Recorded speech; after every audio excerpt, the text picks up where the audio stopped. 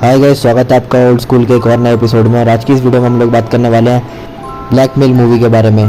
ये मूवी आई थी 1973 में। इस फिल्म की स्टार कास्ट में थे धर्मेंद्र, शत्रुघ्न सिन्हा, राखी गुलजार, इफ्तिखार, मदन पुरी।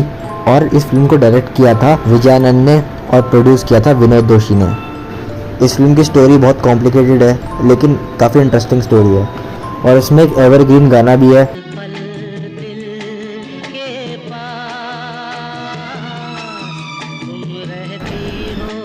तो चलिए इसकी कहानी स्टार्ट करते हैं। तो एक कहानी है डॉक्टर खुराना की, जिन्होंने एक ऐसी बैटरी बनाई थी जो धूप से पावर लेती थी और उसे इलेक्ट्रिसिटी में कन्वर्ट कर देती थी। इस इन्वेंशन से उन्हें बहुत पैसों का भी फ़ायदा हुआ और बहुत फेम भी मिला। लेकिन डॉक्टर मेहता नाम के बैटरी के बिजनेसमैन उनसे बहुत जलन करने लग गए क्योंकि उनका बैटरी का बिजनेस था और इस बैटरी के बाद कोई उनकी नॉर्मल बैटरी नहीं खरीदेगा। उन्हें हर हालत में वो फार्मूला चाहिए था ताकि वो भी ऐसी बैटरीज बना के बेच सके। डॉक्टर मेहता की बेटी थी आशा, जिसका बॉयफ्रेंड था जीवन, जो कि काबिल लड़का था, और जीवन का दोस्त था कैलाश, जो कि डॉक्टर खुराना का भतीजा था। तो मतलब ऐसे ये सब कनेक्टेड थे। कैलाश बहुत ही अच्छा लड़का था और उसे क्रश था आशा पे, लेकिन उसे ये नहीं पता था कि आशा और जीवन का चक्कर चल रहा है। वो आशा से कई बार बात करने की ट्राई करता था, लेकिन जैसा कि हर लड़के के साथ होता है, अपने क्रश के सामने जाती उसकी ज़ुबान रुक जाती थी। तो वो ना उसको चिट्ठी लिखता था लेकिन पोस्ट नहीं करता था, अपने पास ही रखता था। तो एक दिन वो उसके घर आता है और उसे सारी चिट्ठियाँ दे देता है और वहाँ से भाग जाता है और उसे बोलता है कि अगर चिट्ठी पढ़ के गुस्सा आए तो आप जूते मारने घर आ जाना, लेकिन आप मेरे से नाराज़ मत होना। उसके बाद वो चिट्ठी पढ़ती है। उसने क्या लिखा होता है उसके बारे में, मतलब एक कविता के रूप में उसे पोर्ट्रे किया होता है। इसके बाद वो जीवन के पास जाती है और पूछती है कि तुम्हारी नज़र में प्यार क्या है। तो वो एक गंदी शायरी सुना देता है। तो वो ऑफेंड हो जाती है और बोलती है कि अगर तुम्हारी शायरी तुम्हारी ज़िंदगी से कट ऑफ हो जाए तो तुम्हारे जीवन में प्यार कुछ भी नहीं है।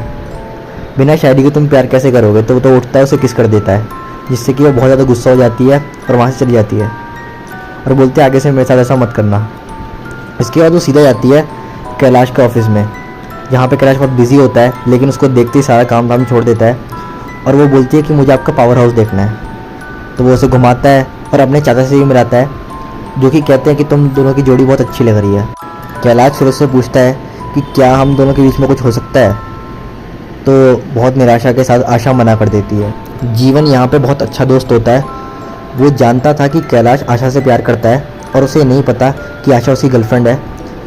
तो वो उनकी शादी कराने के लिए उससे बोलता है कि तुम आशा से बात करो, और वो आशा को एक लेटर भेजता है कि जिसमें ये लिखा होता है कि वो सिर्फ उसे यूज़ कर रहा था और उसे उसकी कोई ज़रूरत नहीं है। उसके पिता से भी बात करता है और डॉक्टर मेहता आशा से कैलाश की शादी करवा देते हैं। उनका ये मानना था कि अगर कैलाश और आशा की शादी हो गई तो कैलाश की सारी दौलत ऑटोमेटिकली आशा की हो जाएगी। शादी वाले दिन फिर जीवन आता है और कैलाश पहले उसे बोलता है कि तुम मेरी शादी में क्यों नहीं आए, एकदम लास्ट में क्यों आ रहे हो। तो वो उसे बोलता है कि सॉरी मुझे कुछ काम पड़ गया था, चलो अब इसे सेलिब्रेट करते हैं। वो बहुत सेलिब्रेट करते हैं और फिर जीवन उनकी सुहागरात के बेडरूम में घुस जाता है और वहाँ पे वो आशा से बात करता है। तो कैलाश पीछे से सारी बातें सुन लेता है। उसे सारा सच समझ में आ जाता है कि इन दोनों के बीच में रिलेशनशिप था और मैं इनके बीच में आ गया और जीवन बहुत अच्छा दोस्त है।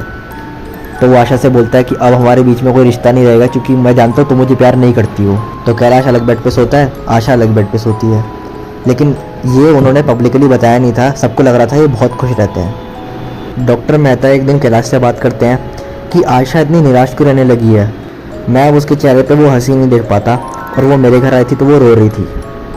तो कैलाश बस इतना कहता है कि देखिए बाबूजी, मेरे पर्सनल मामले में आप दखल मत दीजिए, ये आपके लिए अच्छा रहेगा। तो वो बहुत ऑफेंड हो जाता है और कहता है मुझे नहीं मालूम था तुम इतने बदतमीज़ हो। इस देश में कानून नाम की भी कोई चीज़ है, तुम्हारी आधी प्रॉपर्टी दरअसल आशा की है। ये बात सुनकर इतना बौखला जाता है। घर जाती ही वो आशा पे चिल्लाता है कि तुमने अपने पिता से मेरी क्या शिकायत की है। तो आशा कहती है मैंने तो कुछ नहीं कहा।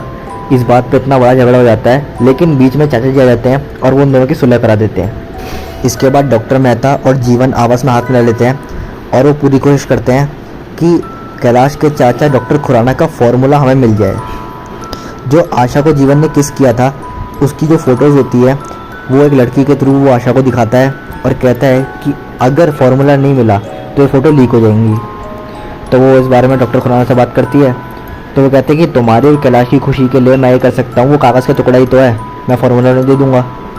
तो वो उनको फार्मूला दे देते हैं और फ़ोटोज़ लेके उन्हें जला देते हैं। लेकिन दरअसल वो फार्मूला था ही नहीं, वो किसी और चीज़ का फार्मूला था। असली फार्मूला तो अभी भी डॉक्टर खुराना के पास था। तो अब हद से ज़्यादा बात बढ़ जाती है और जीवन डॉक्टर खुराना के बच्चों को किडनैप कर लेता है। और ये बात अभी तक कैलाश को पता ही नहीं थी कि मेरे पीछे से ये सब चल रहा है।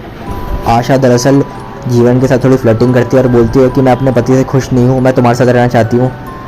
तो फिर वो जीवन भी मान जाता है, कहता है हम भाग चलते हैं। लेकिन बदकिस्मती से ये बात कैलाश सुन लेता है। आशा ने दरअसल झूठ बोला था बच्चों को बचाने के लिए। तो कैलाश उसे कहता है कि मैंने सारी बातें सुन ली है और अगर तुम इस घर में रहना चाहती हो तो मैं नहीं रहूँगा। वो उसे फार्मूला भी दे देता है कि जहाँ देना है, किसको भी देना है तुम दे दो, मुझे कोई फ़र्क नहीं पड़ता। और वो वहाँ से चले जाता है। आशा दरअसल उसे एक्सप्लेन नहीं कर पाती कि उसने सब झूठ बोला था और बच्चे दरअसल उनकी किडनैपिंग में है। वो चली जाती है फार्मूले के साथ और बच्चों को वो बहला फुसला के ड्राइवर के थ्रू वहाँ से निकाल देती है और वो खुद वहाँ पर फंस जाती है। तो वहाँ पे कैलाश भी आ जाता है और उसे सच पता लग जाता है कि आशा ने झूठ बोला था। यहाँ पे जीवन आशा के साथ जब जबरदस्ती करता है तो कैलाश भागते हुए आता है, उसके मुंह पे एक जोरदार पंच मार देता है और गुंडे आशा को पकड़ के ले जाते हैं।